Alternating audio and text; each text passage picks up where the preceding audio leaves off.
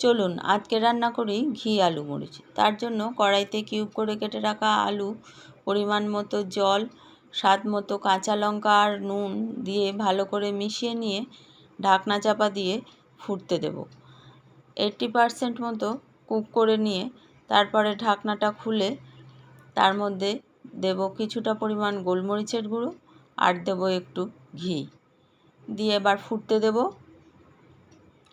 ফুটে মোটামুটি তরকারিটা মাখা মাখা মতো হয়ে এলে তাতে বাকি গোলমরিচের গুঁড়োটা আর আবারও একটু ঘি দিয়ে মিশিয়ে নিয়ে গ্যাসের ফ্লেমটা বন্ধ করে ঢাকনা চাপা দিয়ে আবারও 5 মিনিট স্ট্যান্ডিং টাইম দেব।